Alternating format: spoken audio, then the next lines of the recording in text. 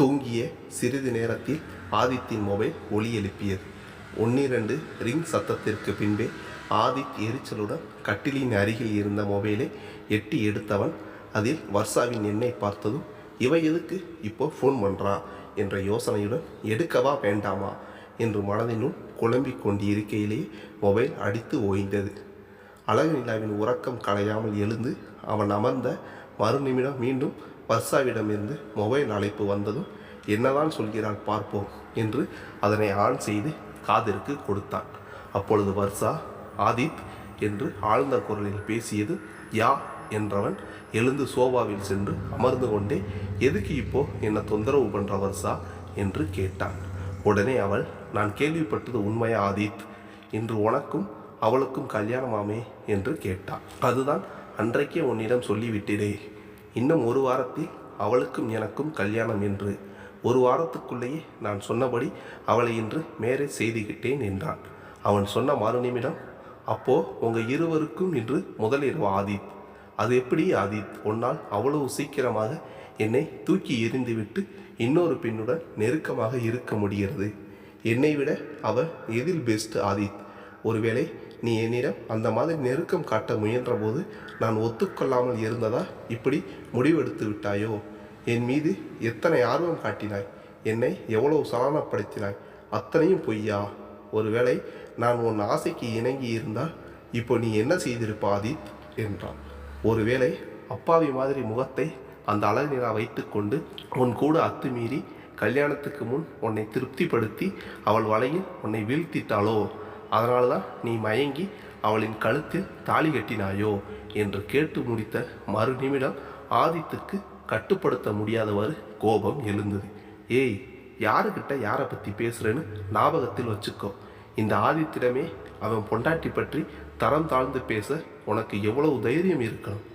ஒரு காலத்தில் உன்னை விரும்பி தொலைத்திருந்தேனே என்று கொஞ்சம் பொறுமையாக உன்னிடம் இருக்கணும் என்று நினைத்தேன். ஆனால் அதற்காக என் மனைவியை நீ வார்த்தையால் கூட இனி டச் பண்ண நினைத்தாய் என்றால் நான் மனுஷனாக இருக்க மாட்டேன்.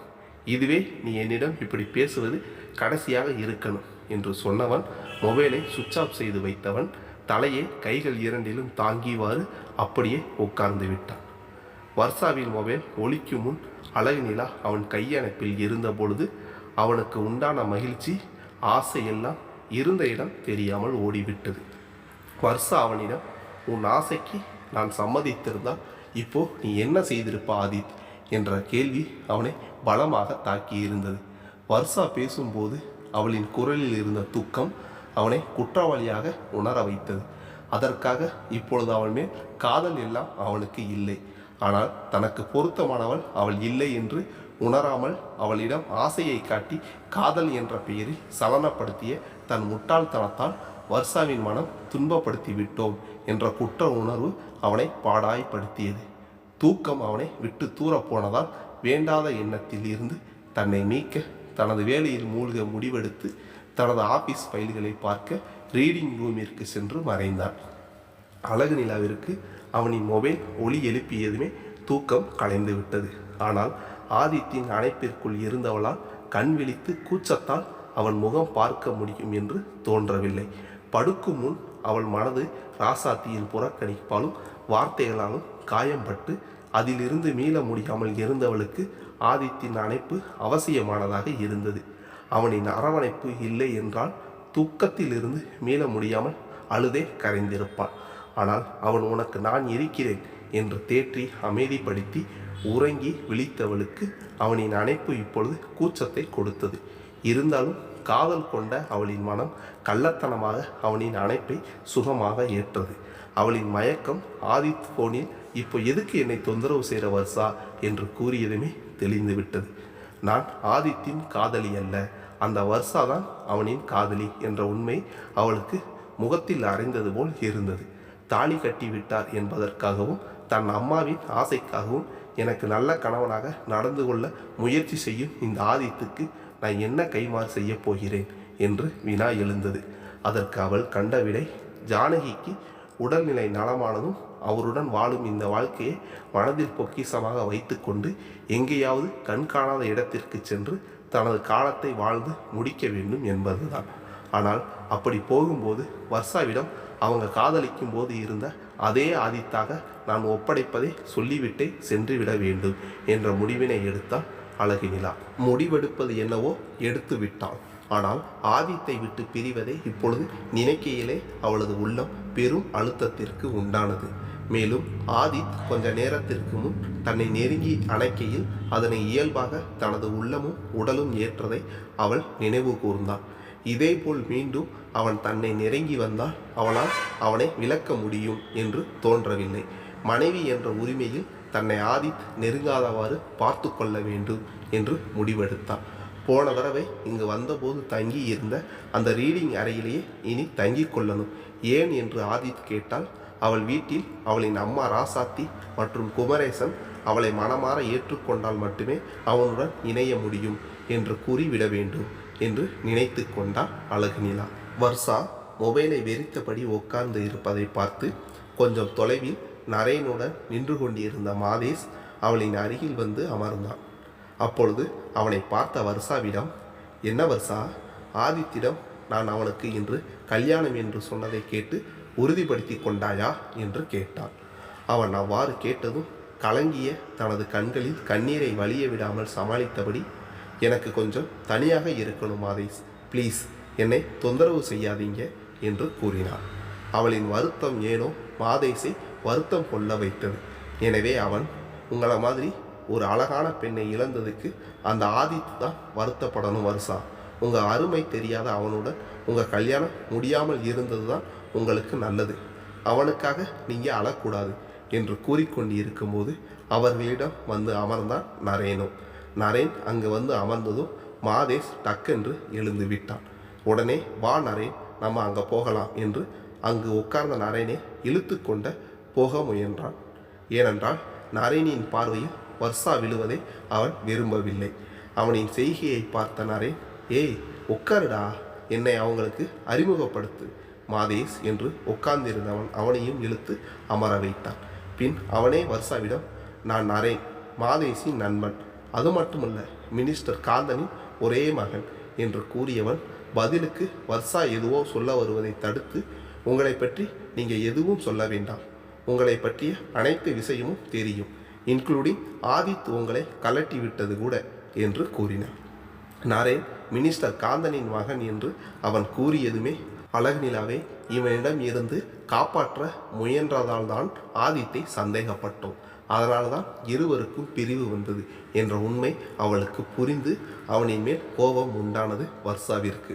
அவள் தன்னை கோபமாக பார்ப்பதை கூட பொருட்படுத்தாமல், இப்போ நான் எதுக்கு உங்கள் கூட பேச வந்தேனா, உங்களையும் அந்த ஆதித் ஏமாற்றி இருக்கிறான், என்னையும் அவன் சில விஷயத்தில் பகைத்து கொண்டிருக்கிறான், மேலும் மாதேஷின் ஜென்ம விரோதி அந்த ஆதித். எனவே நாம் எல்லோரும் ஒன்றாக சேர்ந்தால் நம்ம எல்லோருடைய ஒரே எதிரியான ஆதித்தை கண்டிப்பாக ஒழிச்சு கட்ட முடியும். ஸோ அதுக்கான கூட்டணியில் நாம் இணையலாமா, எப்படி, டீலா நோ டீலா சொல்லி பியூட்டி என்று கேட்டான். அவன் கேட்ட மறு நிமிடம் உட்கார்ந்த இடத்தை விட்டு பட்டென்று எழுந்த வர்ஷா, எனக்கு உங்கள் கூட டீல் வச்சுக்க பிடிக்கல, எனக்கு பாய் ஃப்ரெண்ட்ஸ் இருந்தாலும் அதில் பொண்ணுங்களை ஆக்வர்டாக ஹேண்டில் பண்ணுறவங்கள என் நண்பர்கள் வட்டத்தில் சேர்ப்பதில்லை என்றவள் மாதேஷின் பக்கம் திரும்பி, இப்படிப்பட்ட ஃப்ரெண்டு நண்பர்கள் குரூப்பில் நீங்கள் இருப்பீங்கன்னு தெரிஞ்சிருந்தால் முன்னமே உங்கள் கூட நான் பேசியிருக்க மாட்டேன் மாதேஷ், குட் பாய், இத்தோட உங்கள் கூட உள்ள என்னோட நட்பை முறித்து கொள்கிறேன், குட் பாய் என்றவள் விறுவிறுவென்று வெளியேற ஆரம்பித்தாள். அவள் அவ்வாறு கூறவும் நரேனியின் பார்வை கோபத்தை கக்கியது. மாதேஷோ தன் நட்பை அவள் உதறிவிட்டு போகவும், டேய் உன்னை யாருடா இப்போ வந்து அவள் கூட பேச சொன்னது, இப்போ பாரு என் கூட பேச மாட்டேன்னு போறா என்று அவனிடம் கடுப்போடு சொன்னவனின் பார்வையும் போய்கொண்டிருந்த வர்ஷாவை பின்தொடர்ந்தது. அவள் வாசல் நோக்கி போவதை உணர்ந்தவன் வேகமாக அவளின் பின்னால், வர்ஷா வர்ஷா ப்ளீஸ் நில்லுங்க, நான் சொல்கிறத கேளுங்க என்று ஓடி வந்தவன் கெஞ்சினான். தன்னால் அடுத்த அடி எடுத்து வைக்க முடியாமல் வலியை மறைத்தபடி அவன் நின்றதும் சுற்றி உள்ளவர்கள் தங்களை வேடிக்கை பார்ப்பதை பார்த்த வர்ஷா தனது கோபத்தை மட்டுப்படுத்தி கொண்டவள் சற்று ஓரமாக அவனுடன் சென்று, லுக் மாதேஷ், இப்போ எதுக்கு இப்படி சீன் கிரியேட் பண்ணுறீங்க என்றான். உடனே மாதேஷ் சற்று அமைதியானான். ஏன் ஏன் என்று தன் மனதினுள்ளேயே கேள்வி கேட்டவன் அவன் பழகிய மற்ற பெண்களை விட அவள் குணத்திலும் செயலிலும் சற்று தனித்திருந்த அவளின் தன்மை அவளின் மேல் தனக்கு ஆர்வத்தை உண்டாகியிருப்பதை உணர்ந்து கொண்டான். முதலில் அழகான பெண் என்ற நோக்குடன் அவளை பார்த்து பழக முயன்றான். பின் அவள் ஆதித்தின் காதலி என்று தெரிந்ததும் வேண்டுமென்றே அவளுடன் நெருங்கி பழகி ஆதித் வர்ஷா இருவருக்கும் இடையே பிரச்சனையை உண்டாக்கி ஆதித்தின் நிம்மதியை குலைக்க முயன்றான். அவளுடன் நெருங்கி பழகியதும் அவளின் மேல் அவனுக்கே ஆர்வம் வந்ததை புரிந்து கொண்டான். இதுவரை பிளேபாயாக இருந்த மாதேஷ் வர்ஷாவின் இயல்பை கண்டு அவளை அவனுடைய வாழ்க்கை துணையாக மாற்ற நினைத்தான். ஆனால் இப்பொழுது நான் உன்னை விரும்புகிறேன், கல்யாணம் செய்து கொள்ளலாமா என்று அவளிடம் கேட்டால் அதனை ஏற்றுக்க மாட்டான் என்று புரிந்தவன் முதலில் தான் அவளின் நம்பிக்கையை பெற வேண்டும் என்று முடிவெடுத்தான். வர்ஷா ப்ளீஸ், இப்போ என்ன, நான் நரேனின் கூட பேசுவது பழகுவது உனக்கு பிடிக்கவில்லையா? சரி, இனி அவனுடன் க்ளோஸாக நான் பழக மாட்டேன். இப்போ உனக்கு என்மேல் கோபம் போயிடுச்சா என்று கேட்டான். அவன் அவ்வாறு கூறியதும் கூர்மையாக அவனை பார்த்தவர், ஏன், எனக்காக ஏன், நான் ஒன்று உங்களுக்கு அவ்வளவு முக்கியமானவள் கிடையாதே என்று கூறினான். அவள் தன்னிடம் வார்த்தையை போட்டு உண்மையை வாங்க முயல்வதை புரிந்து கொண்டவன் உஷார் மாதேஷ் என்று தனக்குத்தானே கூறிக்கொண்டவன், because I want your friendship Varsha, I feel admire your character, I don't want lose your friendship, please be friends என்றபடி அவளிடம் கைகுலுக்க கை நீட்டினான். ஏனோ அவன் அவ்வாறு கூறியதும் அவனிடம் அதற்கு மேல் முகம் திருப்ப அவளால் இயலவில்லை. எனவே சிரிப்புடன் அவனும் ஃப்ரெண்ட்ஸ் என்று கூறியபடி அவனுடன் கை குலுக்கினான். நான் கிளம்புறேன் மாதேஷ், நாம் பிறகு பார்க்கலாம் என்று எழுந்தவளை, உன்னை டிராப் பண்ணவா வர்ஷா என்று கேட்டபடி அவனும் எழுந்தான்.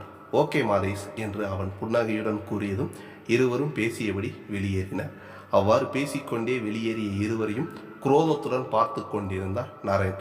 டேய் மாதேஷ், என்கிட்டேயே வா, இருடா, உனக்கு அவளுக்கு வைக்கிற ஆப்பு என்று மனதிலும் கூறிக்கொண்டான். ஆதித் கம்பெனிக்கு சாஃப்ட்வேர் செய்து கொடுத்த ஜேம்ஸிடம் கொஞ்ச நாளுக்கு முன் ஆதித் கொண்டு வந்து கொடுத்த மொபைலை அதன் ஃபிங்கர் பிரிண்ட் இல்லாமலேயே ஓப்பன் செய்த ஜேம்ஸ் அதில் இருந்த வீடியோ பதிவுகளில் அழகு நிலாவிற்கு பிரச்சனை கொடுக்கும் அந்த பதிவை டெலீட் செய்வதற்காக பார்த்தபோது அதில் பீச்சில், மால்களில், ரெசார்ட்டில் என பல இடத்தில் அழகிய பெண்கள் ஆடை வெளியே நேரத்திலும் பொது இடங்களில் தாங்கள் மறைவாக இருப்பதாக எண்ணிக்கொண்டு அநாகரிகமாக நடந்து கொள்ளும் காதலர்களின் வீடியோ பதிவும் மற்றும் பெரிய வீட்டின் கழுசடை கன்று குட்டிகளின் லீலைகளுடன் மந்திரி ஜெயகாந்தன் நடிகைகளுடன் நெருக்கமாக இருந்த போட்டோக்களும் இருந்தது. அழகு நிலாவின் வீடியோ பதிவை டெலீட் செய்தவன் அதில் அந்த பணக்கார பசங்களின் நடிகையுடையான பதிவையும் அந்த மினிஸ்டரின் லீலைகள் உள்ள போட்டோஸும் ஆதித் செல்லுக்கு சென்ட் பண்ணும்போது அதனை ஆதித் அறியாமல் தன்னுடைய செல்லுக்கும் அனுப்பியிருந்தார் அந்த ஜேம்ஸ். அந்த ஜேம்ஸின் தங்கைக்கு அடுத்த வாரம் கல்யாணம். அவன் தங்கைக்கு நிச்சயம் செய்திருந்த மாப்பிள்ளையோடு கடற்கரையில் அமர்ந்திருந்த ஜேம்ஸ் கோபமாக இருந்தான். அவன் கோபத்திற்கு காரணம் அவன் தங்கைக்கு நிச்சயித்திருந்த அந்த ஜோசப்பினால் தான். அவன் கம்பெனி வேலை விஷயமாக பெங்களூர் போயிருந்தவன் இன்றுதான் ஊருக்கு வந்திருந்தான். வந்ததும் ஜோசப்பை பேசணும் என்று கூப்பிட்டு கொண்டு கடற்கரைக்கு வந்தவன் கோபமாக இருப்பதை பார்த்த மாப்பிள்ளை ஜோசப், மச்சா, எதுவோ பேசணும் என்று கூப்பிட்டு கொண்டு வந்தவர் இப்படி கோபமாக இருந்தா எப்படி? நான் என்ன செஞ்சேன்னு சொல்லிட்டு கோபப்படுங்க என்று கூறியதும் தன் மொபைலில் இருந்த ஒரு வீடியோ பதிவை அவனிடம் காண்பித்து, இதை பாருங்க என்று அவனிடம் கொடுத்தான் ஜேம்ஸ். அதை வாங்கி பார்த்தவன் முகம் அதிர்ச்சியில் இருந்தது. ஏனெனில் அதில் அவன் கல்யாணம் செய்ய போகும் ஜேம்ஸின் தங்கையை ஒரு மாதத்திற்கு முன் வீட்டிற்கு தெரியாமல் மகாபலிபுரம் கூட்டிக் கொண்டு போயிருந்தான். அப்பொழுது தனது வருங்கால மனைவிதானே என்று ஜேம்ஸின் தங்கையிடம் கொஞ்சம் அத்துமீறி அந்தரங்கமாக யாரும் பார்க்கவில்லை என்ற நினைப்பில் அவளிடம் உரிமையாக அவன் நடந்து கொண்டது வீடியோ பதிவாக அதில் இருந்தது. மச்சா, மன்னிச்சிடுங்க மச்சா, உங்கள் தங்கச்சி என் கூட வரமாட்டேன்னு தான் சொன்னான். நான் தான் பெங்களூர் போகிறேன், வர ஒரு மாதம் ஆகும். அதுக்கு முன்னாடி உன்னுடன் கொஞ்சம் தனியாக டைம் ஸ்பெண்ட் பண்ணணும் என்று கட்டாயப்படுத்தி கூப்பிட்டு கொண்டு போனேன். ஆனால் மச்சா, என் வருங்கால மனைவி தானே என்று கொஞ்சம் அட்வான்டேஜ் எடுத்துக்கிட்டேன். ஆனால் நாங்கள் இருந்த இடத்தில் யாருமே இல்லையே. எப்படி இப்படி யார் எங்களுக்கு தெரியாமல் இந்த வீடியோ எடுத்தது? நாங்கள் பைக்கில் வந்ததால் பீச் ஒட்டி ஒரு ரிசார்ட் இருந்த அந்த இடம் அழகாக இருக்குன்னு செல்ஃபி எடுக்க நிப்பாட்ட சொன்னான்.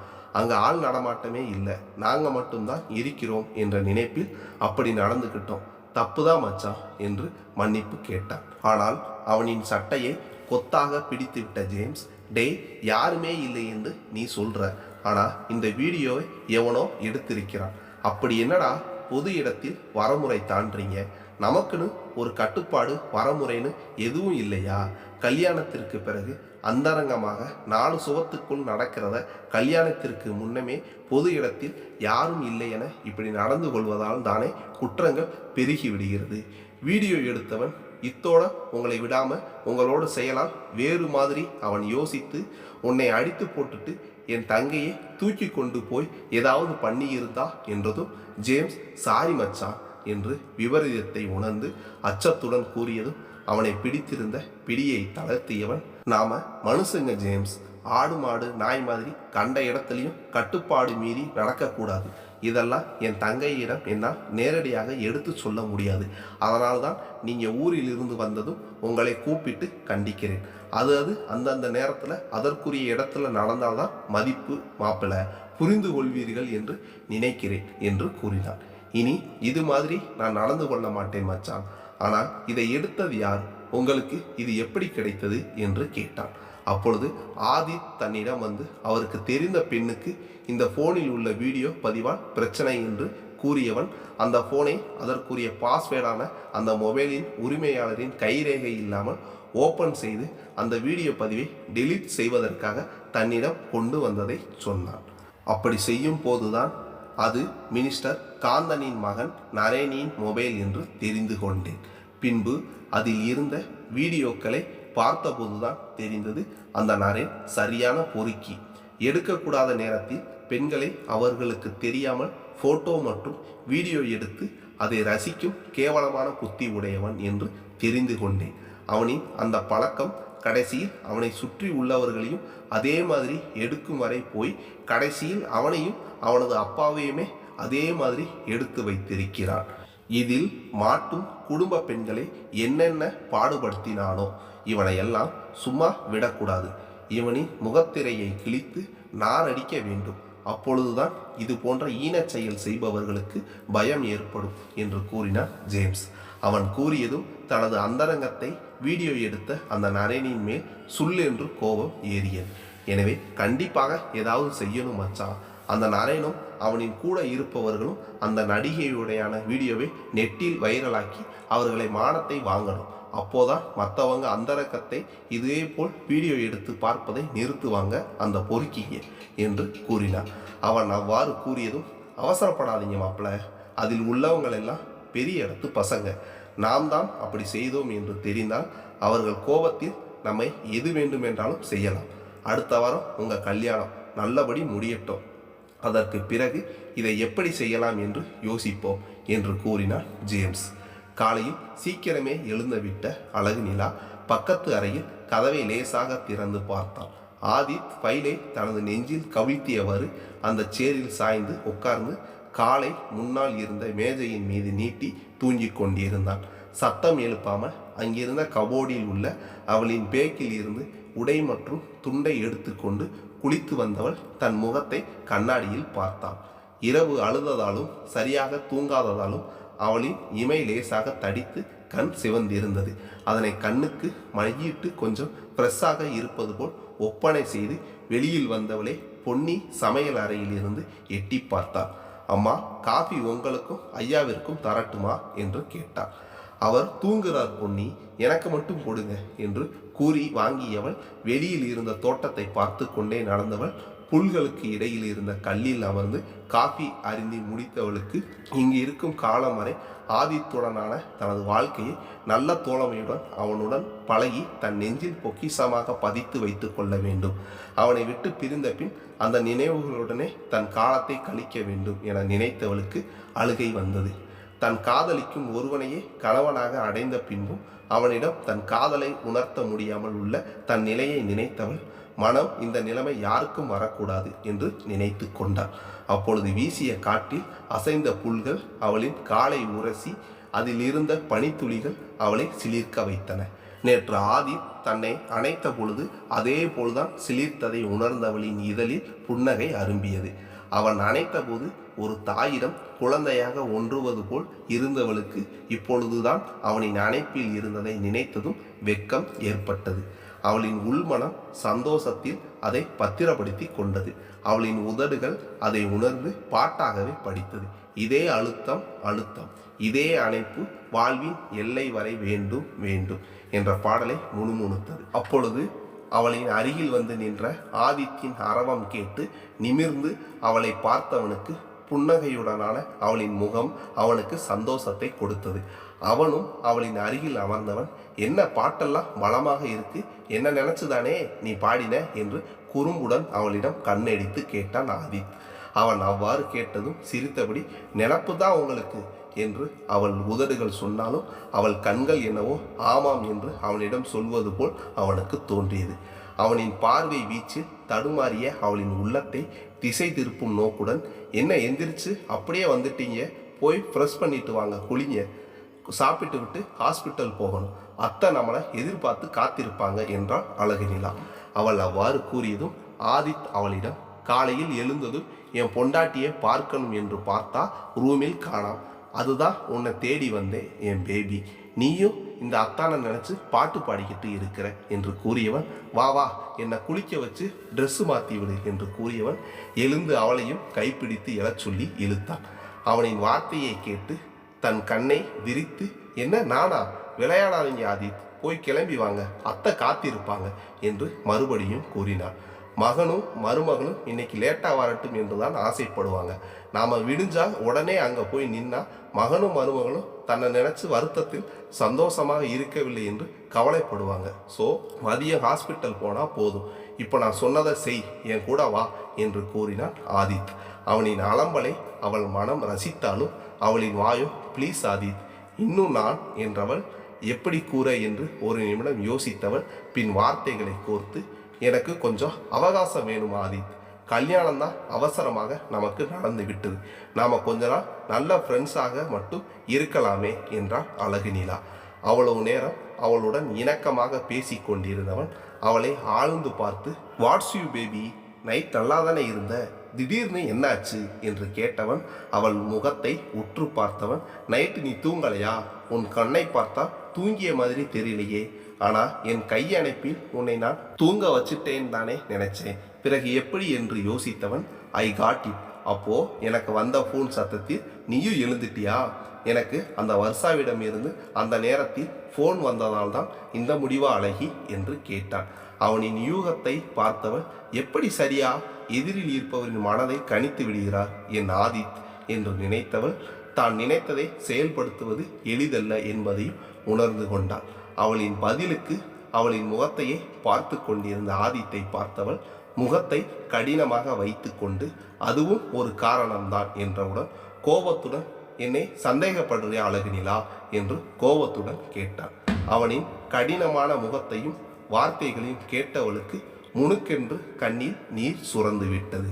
உங்களை சந்தேகப்படுவது என்னை நானே சந்தேகப்படுவது போல ஆதித், ஆனால் நீங்கள் என் மீது உள்ள அனுதாபத்தாலும் அத்தையின் ஆசைக்காகவும் உங்களின் காதலை துறந்து என்னை கடமைக்காக கல்யாணம் செய்திருக்கலாம் ஆதித், ஆனால் என்னால் கடமைக்காக உங்களுடன் இணைய முடியாது என்றாள்.